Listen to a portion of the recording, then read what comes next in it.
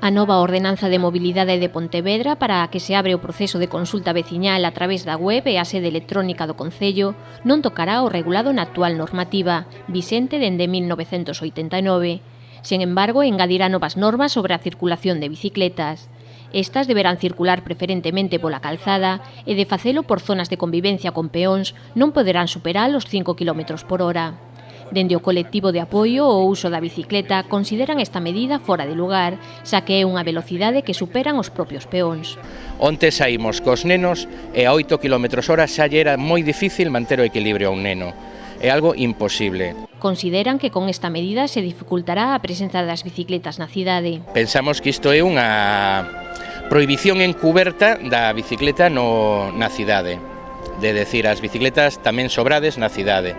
Cando nós pensamos que vende o Concello como un Concello de mobilidade ecolóxica, de mobilidade sostible, de mobilidade amable, realmente o que está a demostrar con esta medida é todo o contrario. Engaden que se debería retomar a mesa da bicicleta, que leva anos en convocarse, e que sería o lugar adecuado para discutir posibles enmendas á ordenanza. Dende o Concello lembran que o documento está en fase de borrador e que é o momento de deixar avanzar os profesionais que están a traballar na súa redacción. Neste momento, tal como xa se indicou públicamente, pois se admiten todas as suxerencias posibles.